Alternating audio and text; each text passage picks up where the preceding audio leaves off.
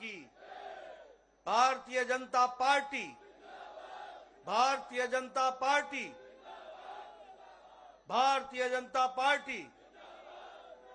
श्री नरेंद्र मोदी जी, श्री नरेंद्र मोदी जी, श्री नरेंद्र मोदी जी।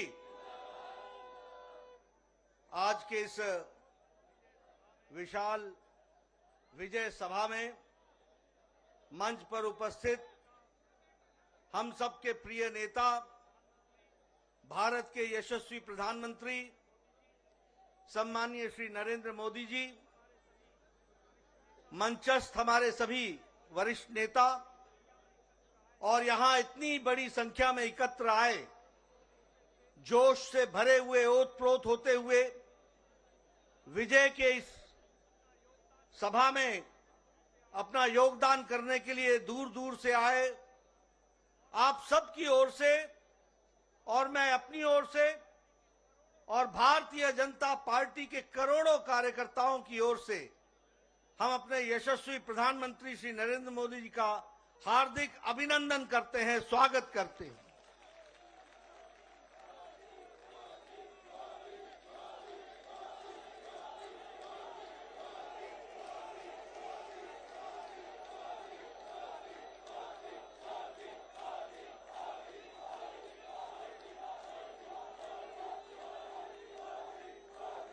आज हम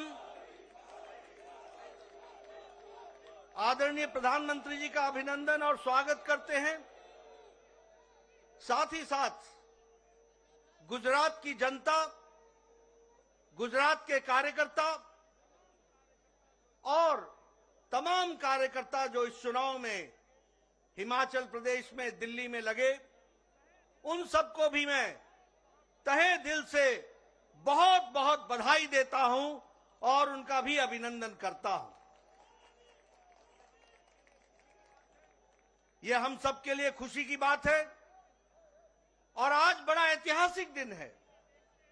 जब हम गुजरात के नतीजे देखते हैं तो आजाद भारत में रिकॉर्ड तोड़ते हुए ये जीत हासिल आदरणीय प्रधानमंत्री मोदी जी के नेतृत्व में हम सबको मिली है।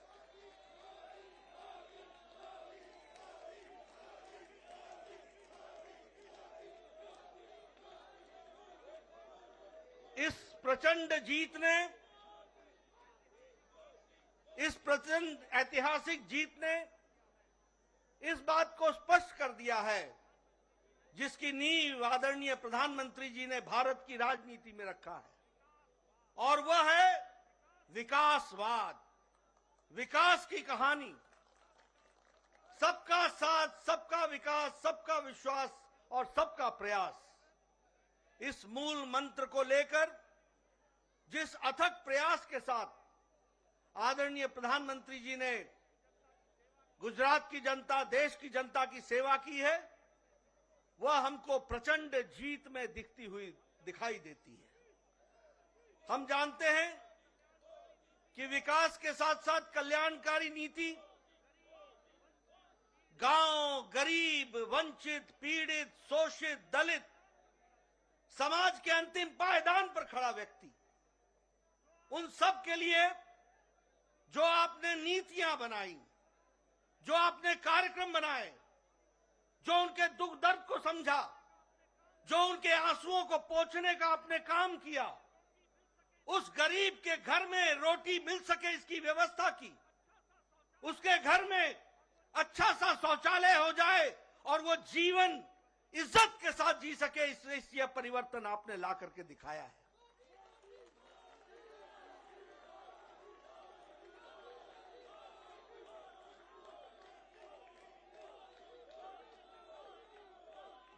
गरीब के घर में बिजली मिले 24 घंटे, उसको 2 वक्त की रोटी मिले, वह विकास करने के लिए उसकी शिक्षा की व्यवस्था हो, स्वास्थ्य की व्यवस्था हो, महिलाओं की चिंता हो, युवाओं की चिंता हो, किसानों को इज्जत से आगे बढ़ने का मौका मिले, ये सारी नीतियों को आपने प्रतिपादित किया है। और जिस तरीके से आपने गुजरात में विकास में सारे रिकॉर्ड तोड़े हैं, गुजरात की जनता ने भी नतीजों में सारे रिकॉर्ड तोड़ दिए, यह भी आपको देखने को मिला।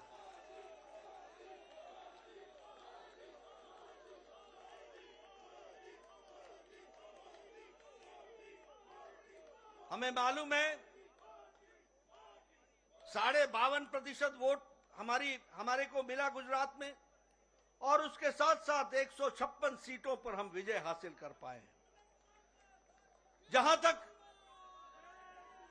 तक कांग्रेस का सवाल है, पिछले चुनाव में 41.4 से घट करके 27.3% पर कांग्रेस आकर के खड़ी हो गई।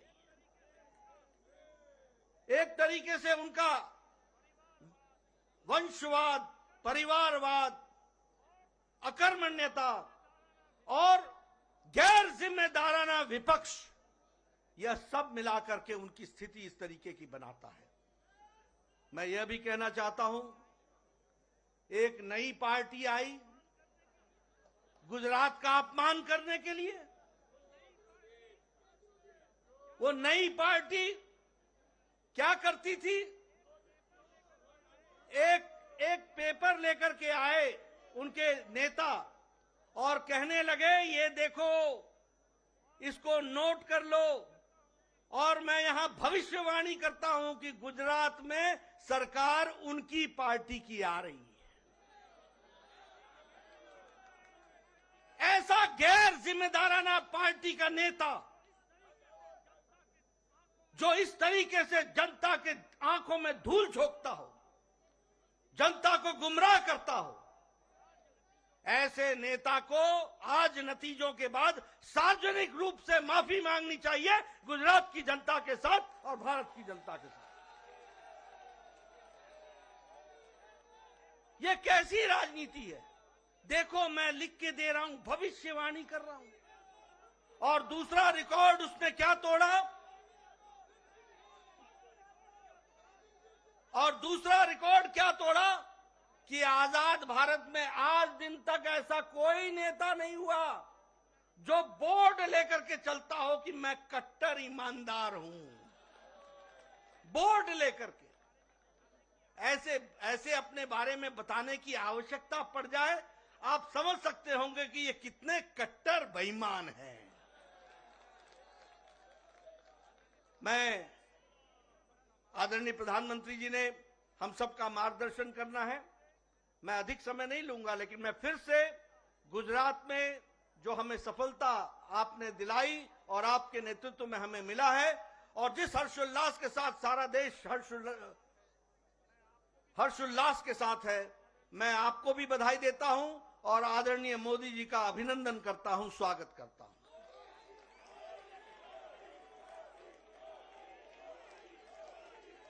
मित्रों,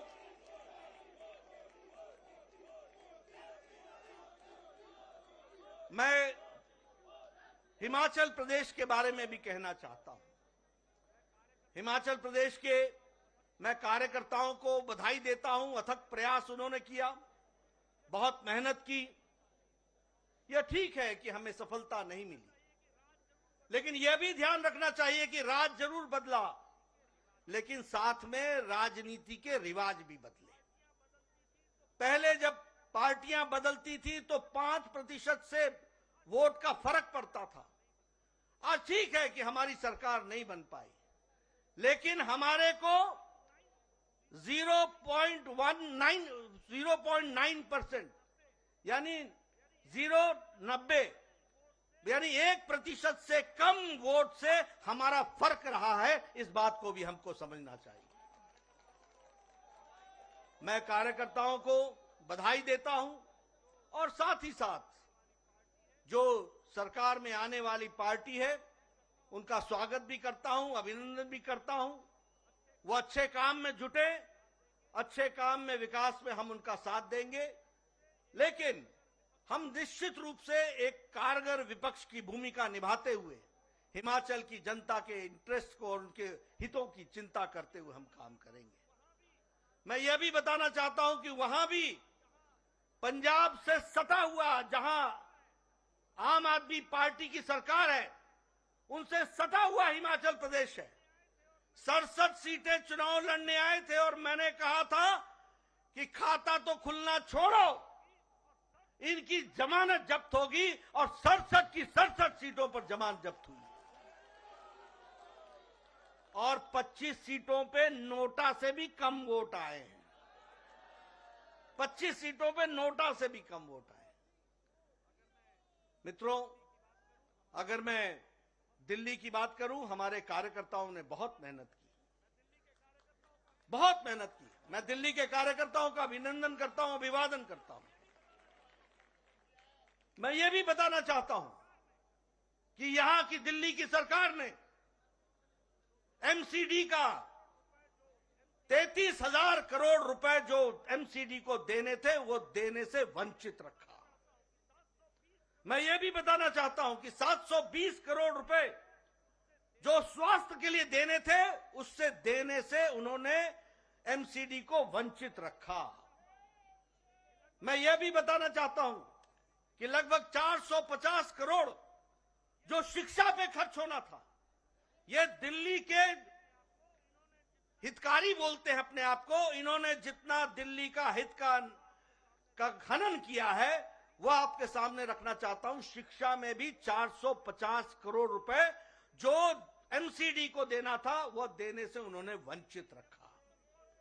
और इतना ही नहीं, जब म्युनिसिपल कॉर्पोरेशन ने कहा कि हम अपने बॉन्ड्स, म्युनिसिपल बॉन्ड्स बना करके हम जनता से पैसा उठाते हैं, हम मार्केट से पैसा उठाते हैं, लेकिन हम दिल्ली की जनता की सेवा करने के लिए आतुर हैं, तो उसका भी परमिशन यहां की दिल्ली की सरकार, जो दिल्ली विरोधी है, उसने नहीं दिया। इसके बावजूद भी हमारे कार्यकर्ताओं ने शानदार प्रदर्शन करते हुए एक शानदार तरीके से चुनाव को लड़ा और बहुत कम अंतर है। और मैं जरूर कहूंगा कि एक अच्छी विपक्ष की भूमिका हम निभाते हुए उसको भी हम आगे बढ़ाएंगे और उसको भी हम पूरा करेंगे। मैं मित्रों, आपके और आदरणीय प्रधानमंत्री जी के बीच में बहुत समय नहीं लेना चाहता।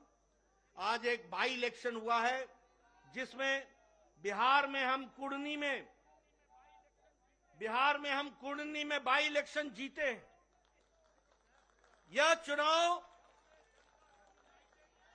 जब से जनता दल यूनाइटेड हमसे अलग हटी और महागठबंधन में गई और ये कहते थे कि अब ये गठबंधन का कोई तोड़ नहीं है, इस महागठबंधन को भी दूसरी बार हराते हुए कुर्नी की भी विधानसभा भारतीय जनता पार्टी ने एक तरफा जीती है। ये बिहार के आने वाले नतीजों के बारे में इंगित करता है, बिहार के आगे के चुनाव के बारे में इंगित करता है। ये दूसरा चुनाव है जब नीतीश जी आरजेडी से मिल गए और कहा कि ये तो अब बड़ा भारी कास्ट का अलायंस होगा। हम इनको भी ये बता देना चाहते हैं कि आदरणीय मोदी जी के नेतृत्व में चाहे उत्तर प्रदेश हो चाहे बिहार हो, मैथमेटिक्स नहीं चलता, केमिस्ट्री चलती है, केमिस्ट्री चलती है, प्यार चलता है और लोग विकास को वोट देते हैं, आदरणीय प्रधानमंत्री जी को वोट देते हैं। मित्रों, हम इसी तरीके से आगे बढ़ेंगे। आज आपके और प्रधानमंत्री जी के बीच में ज्यादा समय न रहता हुआ, आज सच में ऐतिहासिक दिन है जिस दिन आजादी के बाद गुजरात में हमने सारे रिकॉर्ड आदरणीय प्रधानमंत्री जी के नेतृत्व में तोड़े। और मित्रों, ये भी याद रखना कि प्रधानमंत्री जी ने जितनी अथक मेहनत चुनाव में करते हैं वो हम सब के लिए अनुकरणीय है, वो हम सब के लिए दिशा देता है, वो हम सबको बताता है कि किस तरीके से भारत की जनता को आगे बढ़ाने के लिए आदरणीय प्रधानमंत्री जी दिन रात काम करते हैं। मैं इन्हीं शब्दों के साथ पुनः उनका हार्दिक अभिनंदन करता हूं, स्वागत करता हूं और उनका जो मार्गदर्शन हमको मिलेगा, मैं विश्वास दिलाता हूं कि भारतीय जनता पार्टी के करोड़ों कार्यकर्ता आपके रास्ते पर चलेंगे और आपके माध्यम से देश को आगे बढ़ाने में अपना योगदान करेंगे। इन्हीं शब्दों के साथ बहुत बहुत धन्यवाद।